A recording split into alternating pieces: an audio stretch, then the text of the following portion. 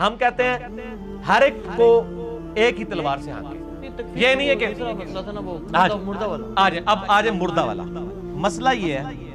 اس پہ میرا کلپ چڑھ چکا ہے یوٹیوب کے اوپر. کیا وفات النبی صلی اللہ علیہ وآلہ وسلم بولنا گستاخی ہے؟ آخرت میں ان کو اجازت دیں گے محمد صلی اللہ علیہ وسلم. آخرت میں آج کی تاریخ میں ہم محمد صلی اللہ علیہ وسلم سے بھی نہیں مان سکتے. باقی لوگ کو تو چھوڑو, سنت اور باقی بابا لوگ کو چھوڑو, محمد صلی اللہ علیہ وسلم کو بھی ماننا ہمارے لیے حرام ہے. جو شخص مر چکا ہے ہم انہیں عزت کرتے ہیں, محمد صلی اللہ علیہ وسلم سے محبت کرتے ہیں, ان سے پیار کرتے ہیں, لیکن ان کی پوجا نہیں کرتے, ان کی عبادت نہیں. عبادت صرف اللہ کی. میرا خیال ہے 40,000 سے زیادہ لوگ ایک دن کے اندر دیکھ چکے ہیں اس یوٹیوب پہ اس ویڈیو کو. مور دین 40. ایک ایک چیز میں نے قرآن پاک سے 3 حوالے دیے ہیں, بخاری سے 5 حوالے دیے ہیں کہ صحابہ کرام نبی علیہ السلام کے لیے موت کا لفظ, وفات کا لفظ, خرج من الدنیا, فارق الدنیا, یہ سارے لفظ عام صحابی نہیں, حضرت ابو بکر, حضرت عمر, حضرت عائشہ, یہ لوگ بولنے والے تھے. قرآن پاک میں الفاظ موجود ہوئے ہیں.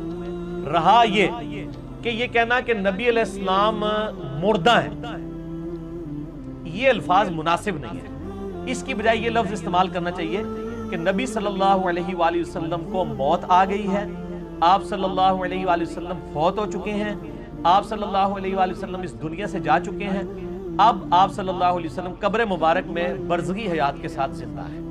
اور ڈاکٹر ذاکر نائک کو نبی علیہ السلام کی قبر مبارک کی حیات کا انکار نہیں کرتے ہیں. مجھے بتائیں, آپ نے ایمانداری سے بتانا ہے, کیا یہ لفظ اس طریقے سے کہ ڈاکٹر ذاکر نائک نے مینشن کیا ہو کہ نبی مردہ ہیں, نعوذ باللہ, مجھے کسی ویڈیو میں نہیں ملا. جھوٹ بول رہے ہیں. وہ یہ کہنا چاہ رہے ہیں کہ ڈاکٹر ذاکر نائک نبی علیہ السلام کو فوت شدہ مانتے ہیں. تو سر فوت شدہ تو صحیح مان رہے ہیں نا, نبی علیہ السلام کا جنازہ ہوا ہے نا. میرا کلپ چڑھا, یہ بھی جھوٹ بولا ہوا ہے. میں نے 5 حدیث کی کتابوں سے ثابت کیا نبی علیہ السلام کا جنازہ ہوا. ٹھیک ہے جی. نبی علیہ السلام کو غسل دیا مولا علی علیہ السلام نے, آپ کو کفن دیا گیا, آپ کو دفنایا گیا, آپ کی قبر مبارک موجود ہے, تو وفات تو ہوئی ہے. رہا وہ جو قرآن میں ہے وَلَا تَقُولُوا لِمَنْ يُقْتَلُ فِي سَبِيلِ اللَّهِ أَمْوَاتٌ, کہ جو اللہ کی راہ میں مارے جائیں انہیں مت کہو کہ وہ مردہ ہیں. اموات کا لفظ ہے, مت کہو. دوسری جگہ قرآن خود کہہ رہا ہے کُلُّ نَفْسٍ ذَائِقَةُ الْمَوْتِ. اچھا, خود قرآن کہہ رہا ہے نبی علیہ السلام کے بارے میں وَمَا مُحَمَّدٌ إِلَّا رَسُولٌ قَدْ خَلَتْ مِن قَبْلِهِ الرُّسُلُ أَفَإِن مَاتَ. موت کا لفظ نبی علیہ السلام کے لیے خود استعمال کر رہا ہے اللہ تعالیٰ. او قتل, یا قتل ہو جائیں, شہید کا لفظ بھی نہیں. یا میرا کلپ دیکھ لیں, میں نے ان کے 14 طبق نہیں 28 طبق روشن کر دیے, بلکہ 1400 طبق روشن کر دیے. 1400 سال میں اگر کہیں تھے نا طبق ان کے. میری بات مکمل ہونے دیں, بیچ میں نہ ٹوکا کریں, کیونکہ میں خبریں نہیں پڑھ رہا ہوتا. اس وقت جو اللہ کی تائید مجھے حاصل ہے نا, جو کچھ میرے دل میں آ رہا ہے میں وہ بیان کر رہا ہوں. میں نے کوئی رٹا نہیں مارا ہوا, نہ یہ کوئی فیبریکیٹڈ انٹرویو ہوتا ہے میرا کوسچن آنسر سیشن. اس لیے بیچ میں نہیں ٹوکنا, جب تک میں خاموش نہ ہو جائے اس وقت آپ نہ بولیں. تو موت کا لفظ تو خود استعمال کیا. اب قرآن کس موت کی مخالفت کر رہا ہے؟ بیسیکلی کافر یہ کہتے تھے کہ یہ صحابہ جب شہید ہو رہے تھے نا, وہ کہہ رہے تھے دیکھو جوانی میں مر گئے, بچے چھوڑ گئے. اللہ نے فرمایا یار ان کو مردہ مت کہو, وہ اللہ کے لیے مرے, اللہ نے ان کو ایک اور زندگی دے دی ہے. یہ کافروں کو یہ بات بتائی گئی تھی کہ جو اللہ کی راہ میں مارے جائیں ان کو مردہ مت سمجھو, تم ان پہ افسوس کر رہے ہو, مر گئے, بچے چھوڑ گئے, بیویاں بیوہ ہو گئیں, خاندان اجڑ گیا. نا نا, اللہ نے ان کو بہت بڑی زندگی دے دی ہے. باقی اگر اس کا کوئی یہ مطلب لے کہ دنیاوی اعتبار سے وہ مردہ نہیں تھے, اگر وہ مردہ نہیں تھے تو ان کی بیویوں نے نکاح کیوں کیے ہیں بعد میں؟ ام سلمہ کا جب خامن فوت ہوا ہے تو اس نے نبی علیہ السلام کے ساتھ شادی کیوں کر لی ہے؟ امہات المومنین میں سے. خامن کو مردہ ہی مانا ہوا ہے نا. زندہ بندے کی بیوی کسی دوسرے کے ساتھ شادی کرتی ہے, مانا ہوا ہے. نبی علیہ السلام کی بیویاں کو جو دوسروں سے شادی کی نہیں ہے, اس کی ریزن یہ نہیں ہے کہ نبی علیہ السلام کی مبارک زندگی ہے, نہیں. اس کی ریزن قرآن میں آئی ہے النبی اولا بالمؤمنین من انفسہم وازواجہ امہاتہم. نبی کی بیویاں امت کی مائیں ہیں, چونکہ ماں کے ساتھ نکاح نہیں ہو سکتا اس لیے وہ نکاح میں. ورنہ کیا نبی علیہ السلام کی وفات کے اوپر ان کی بیویوں نے سوگ نہیں کیا؟ سر سوگ کیا نا. حتیٰ کہ مسلم شریف میں آتا ہے کہ امہات المومنین نے اپنے بال بھی چھوٹے کرا کے کندھے تک کروا دیے تھے کہ ہمارا تو خامن مر گیا, ہم تو زینت ہی نہیں کر سکتے کسی کے لیے. امہات المومنین تو پوری زندگی سوگ میں رہی ہیں حضور کی وفات کے بعد. تو سوگ جو ہے وہ فوت شدہ کا ہوتا ہے یا زندہ بندے کا؟ نام ذکر کرتے تھے رونا شروع کر دیتی تھی. دنیا سے تو فوت ہوئے ہیں نا. بخاری مسلم سے میں نے ثابت کیا ہے کہ حضرت ابو بکر صدیق کا جو پہلا خطبہ ہے بخاری کے اندر کتاب المغازی چیپٹر میں, انہوں نے آگے قرآن کی آیت پڑھی ہے انکا میت و انہم میتون, بے شک اے نبی تمہیں بھی موت آنی ہے, تمہارے مخالفین کو بھی موت آنی ہے. پھر پڑھا وما محمد الا رسول, محمد تو نہیں مگر اللہ کے رسول. اگر یہ فوت ہو جائیں یا جنگ میں شہید کر دیے جائیں, شہید تو میں ترجمہ کر رہا ہوں, وہاں تھا موت آ جائے یا قتل کر دیے جائے, کیا دین چھوڑ دو گے؟ اور پھر آپ نے فرمایا الا لوگوں آگاہ ہو جو من کان یعبد محمدا فإن محمد قد مات, جو کوئی محمد کی عبادت کرتا تھا جان لے کہ محمد صلی اللہ علیہ وسلم مات کا لفظ ہے.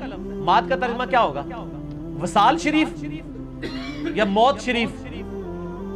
مات عربی کا لفظ نہیں, وفات کا لفظ بھی نہیں. آپ سے سب کو موت آ گئی ہے. کسی سے ابھی نے نکاح جی آپ نے نبی علیہ السلام کو مردہ کہہ دیا آپ گستاخ رسول ہو گئے, یا آپ نے کہہ دیا آپ سے ان کو موت آ گئی آپ گستاخ رسول ہو گئے. اور کہا من کان یعبد محمدا فإن محمد قد مات ومن کان یعبد اللہ, اور جو کوئی اللہ کی عبادت کرتا ہے فإن اللہ حی لا یموت, تو جان لو بے شک اللہ تعالیٰ کو ابھی موت نہیں آئے گی, وہ ہمیشہ زندہ رہے گا. مجھے پتہ ہے صحابہ میں کتنے لوگ نبی علیہ السلام کی عبادت کرتے تھے, تو حضرت ابوبکر صدیق نے یہ فرضی قصہ کہانی کیوں بنایا؟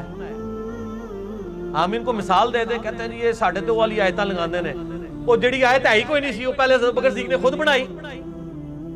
یہ آیت تھی کہ جو محمد کی عبادت کرتا تھا وہ جان لے کے اور محمد کی عبادت تو کوئی کرتا ہی نہیں تھا صلی اللہ علیہ وآلہ وسلم, نہ آج کوئی کرتا ہے.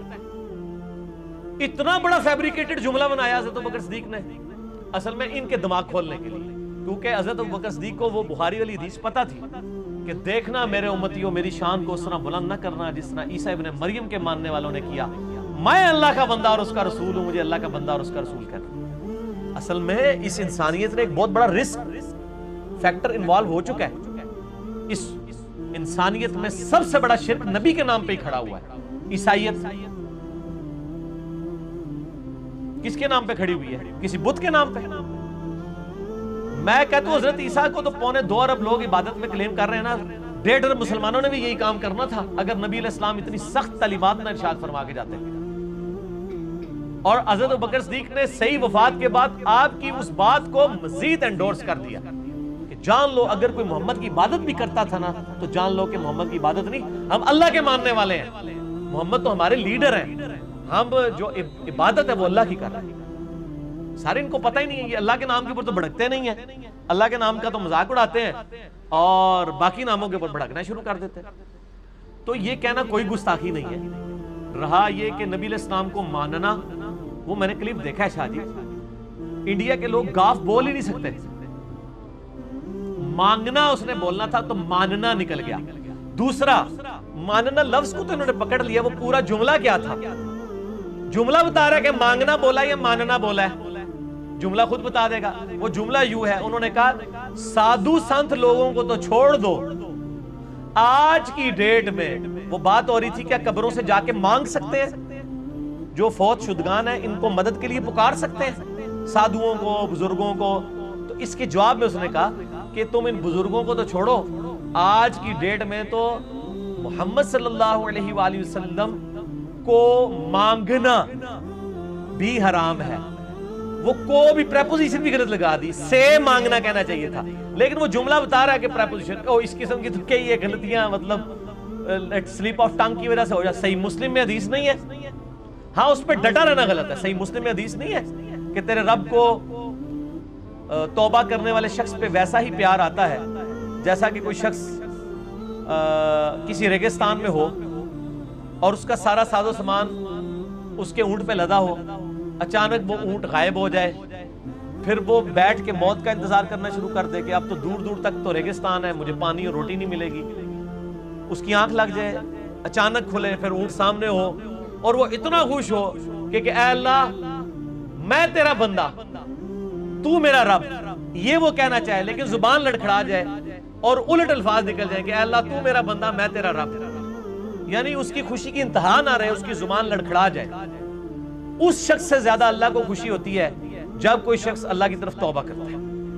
سبحان اللہ, اللہ تعالیٰ تو حمد و مائل و کرم ہے. یہ مثال آپ صلی اللہ علیہ وسلم نے بیان کی زبان کے لڑکھڑانے کی، لیکن اس کی دلیل کے اوپر جو صوفیاء کے شطیحات ہیں نا، جو یہ کہتے ہیں صوفیاء نے بھی جو بولے ہیں نا وہ سارے گستاخانہ جملے، وہ نبی علیہ السلام کے بارے میں نہیں بولے ہوئے ہیں، صرف وہ صحابہ کے بارے میں بھی بولے، اللہ کے بارے میں بھی بولے، سب کے بارے میں بھی، اور بار بار بولے، اور کتابوں میں بھی بار بار چھاپے۔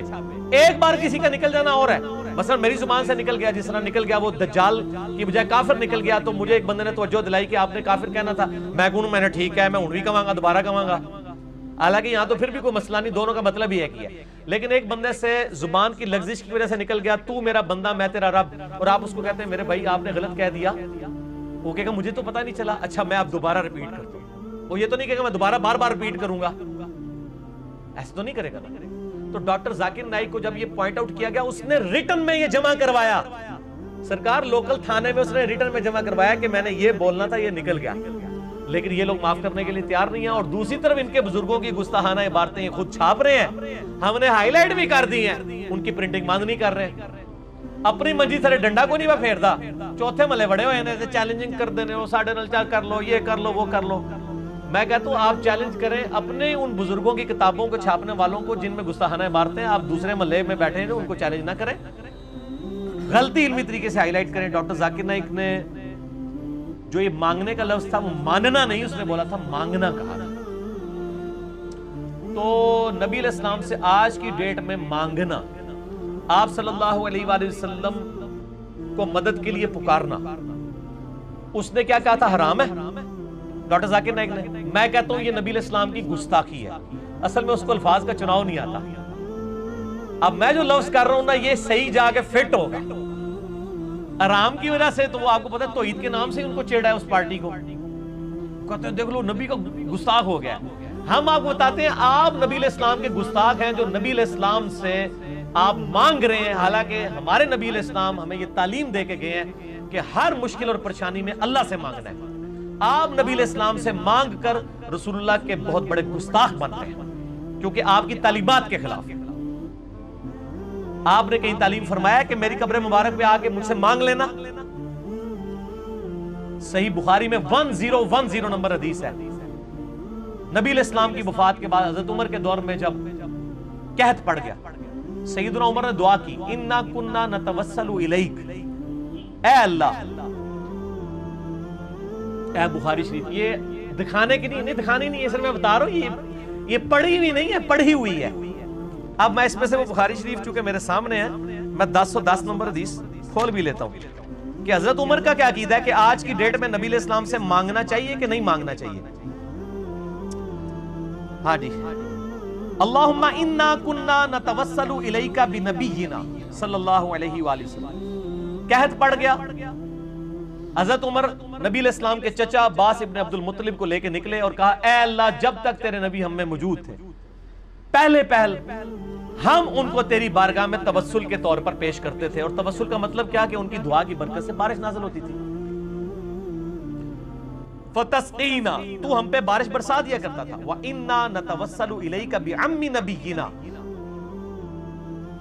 آج اب ہم نبی صلی اللہ علیہ وآلہ وسلم کے چچا کو توسل کے طور پر لے کے آئے ہیں، حضرت عباس کو ساتھ لے کے گئے تھے۔ فسقنا، پس ہم پہ بارش نازل فرما۔ قال، حضرت انس بن مالک کہتے ہیں فیسقون، تو ان کے اوپر بارش نازل ہو جایا کرتی تھی۔ حضرت عمر کو پتہ کیا چاہیے تھا؟ وہ یہ کہتے کہ اے اللہ جب تک تیرے نبی ہم میں موجود تھے ہم ان کو لاتے تھے، اب ہم نبی علیہ السلام کی قبر مبارک پہ آئے ہیں، یا رسول اللہ صلی اللہ علیہ وآلہ وسلم جب تک آپ قبر مبارک سے باہر تھے آپ ہمارے لیے دعا کرتے تھے، اب ہم آپ کو قبر پہ پکارتے ہیں، آپ اللہ کے حضور ہمارے لیے دعا کریں تاکہ اللہ تعالیٰ ہم پہ بارش نازل فرمائے۔ یہ جو فارمولہ آج ایک خاص پارٹی نے، ایک فرقے نے اپنی پبلک کو سکھایا ہوا ہے، حضرت عمر کو یہ فارمولہ نہیں آتا تھا۔ حالانکہ حضرت عمر وہ صحابی ہیں کہ بخاری مسلم میں آتا ہے صلح حدیبیہ کے موقع پر جب پانی کم پڑ گیا اور ساری طرف سے وہ ایک پیالہ جمع کیا گیا، تو حضرت عمر ہی وہ تھے جنہوں نے نبی علیہ السلام سے کہا تھا یا رسول اللہ اپنے مبارک ہاتھ اس میں ڈالیں تاکہ اس سے چشمے جاری ہوں۔ نبی علیہ السلام نے ایک پیالے میں ہاتھ ڈالا، جابر بن عبداللہ کہتے ہیں 1500 صحابہ نے پانی پیا، جانوروں کو پلایا، سٹور کر لیا، اور اللہ کی قسم ہم 1,00,000 بھی ہوتے تو وہ پانی اس سے بھی زیادہ تھا. حضرت عمر یہ کام کروا چکے تھے. تو میرا خیال ہے سب سے بیسٹ پرسنالٹی تھی حضرت عمر کہ وہ ایک پیالہ اٹھاتے, قبر رسول پہ جاتے اور کہتے یا رسول اللہ اپنا ہاتھ مبارک باہر نکالیں, اس پیالے میں رکھ دیں, امت کو سیراب کر دیں. یہ لا کے جعلی روایتیں مصنف ابن ابی شیبہ سے, ایک بدو آ گیا, عرابی آ گیا, اس میں عامش مدلس عام سے روایت کر رہا ہے. وہ جعلی روایتیں ایک دور کی کتابوں سے پیش کر رہے ہیں, اور خلیفہ راشد کا عمل صحیح بخاری کے اندر موجود ہے جو پوری امت کو عقیدہ بتا رہا ہے, وہ لیتے ہی نہیں ہے. ہمارا عقیدہ حضرت عمر والا ہے, ان کو تو وسوسہ بھی نہیں آیا کہ میں جا کے قبر مبارک پہ کوئی یا رسول اللہ, میں نے تو یاد ہوگا آپ کو میں نے صلح حدیبیہ کے موقع پہ بھی آپ سے یہ چشمے جاری کروائے تھے, آپ مہربانی فرمائیں. لیکن نہیں, آپ ذرا دیکھ لیں وہ فضائل اعمال کے اندر بھی تبلیغی جماعت کی کتاب اور فضان سنت دعوت اسلامی کی کتاب بریلوی دیوبندی دونوں نے اپنی کتاب میں لکھا ہے کہ حضور کی وفات کے 550 سال بعد شیخ احمد رفاعی نے آگے قبر رسول پہ شعر پڑھے تو نبی علیہ السلام نے قبر مبارک سے ہاتھ باہر نکال دیا. کتنا بڑا جھوٹ ہے. اماں عائشہ کے لیے تو ہاتھ نہیں نکلا, سیدہ فاطمہ کے لیے تو ہاتھ نہیں نکلا جب اماں عائشہ جمل کے لیے گئی ہیں. بعد میں جو شرمندہ ہوئی اس وقت نبی علیہ السلام روک لیتے. یہ سب جھوٹ فیبریکیٹڈ واقعات ہیں. بالکل آج کی ڈیٹ میں نبی علیہ السلام کیا کسی بھی فرشتے سے, کسی بھی مرے ہوئے بندے سے, چاہے وہ کوئی نبی ہو, فرشتہ ہو, فرشتے کو خیر بیچ میں سائڈ کر دیں, کوئی جن ہو, کوئی بزرگ ہو, اس سے مانگنا گستاخی ہے نبی علیہ السلام کی شان میں, کیونکہ نبی علیہ السلام نے یہ تعلیم نہیں فرمایا. میں اجازت دو. اور اس کے اوپر میرا ڈیٹیل لیکچر ہے. مسئلہ نمبر 3, دعا صرف اللہ ہی سے. جتنے دھوکے انہوں نے دیے ہیں اس پہ, ان کے جواب آپ نے مجھ سے نہیں لینے, کیونکہ وہ 1.5 گھنٹے میں نے دیے ہوئے ہیں. اور میرا ریسرچ پیپر ہے دعا صرف اللہ ہی سے, ahlsunnatpak.com سے ڈاؤن لوڈ کریں, اور اسی کی ایکسٹینشن ہے وسیلہ اور توسل کے صحیح احکام و مسائل. وسیلے کو ہم بھی مانتے ہیں لیکن آپ والا وسیلہ نہیں, حضرت عمر والا وسیلہ جو انہوں نے بتایا وسیلے کا مطلب کیا ہے. آج اللہ کے نبی دنیا میں موجود ہوں, ہم کسی کے پاس اپنا مسئلہ نہیں لے جائیں گے, ڈائریکٹ نبی علیہ السلام کے پاس لے کے جائیں گے. لیکن نبی علیہ السلام کی وفات کے بعد سقیفہ بنی ساعدہ میں اختلاف ہوا, حضرت علی نے 6 مہینے تک بیعت نہیں کی ہے, حضرت ابوبکر نے اپنا مقدمہ قبر رسول پہ پیش نہیں کیا. 6 مہینے تک تو اختلاف رہا ہے نا. اختلاف کیوں رہا ہے؟ 1 منٹ میں حل ہو سکتا تھا, قبر رسول پہ جا کے فیصلہ کروا لیتے. ان کے دماغ میں بھی نہیں تھا کہ نبی علیہ السلام سے یہ کمیونیکیشن ہو سکتی ہے. حضرت فاطمہ فدق کا مسئلہ ہوا, یہ کہتے ہیں جو قبر رسول پہ جا کے کہتی, نبی علیہ السلام ایک آواز دیتے, کسی کی جرت نہیں تھی بات کر سکتا. ان کو پتا تھا کہ اب نبی کے ساتھ ہماری کمیونیکیشن قیامت تک نہیں ہو سکتی. بالکل جھوٹے عقیدے انہوں نے گھڑے ہیں. اس لیے آپ کو کسی حدیث میں خلفاء راشدین کے بارے میں نہیں ملے گا, بلکہ اس کے الٹ ملے گا. بخاری مسلم میں حدیث ہے, نبی علیہ السلام کی مبارک زندگی میں 70 صحابہ کو دھوکے سے شہید کر دیا گیا. وہ جب شہید ہونے لگے انہوں نے کہا اے اللہ ہمارے نبی کو ہمارے حال کی خبر کر دینا.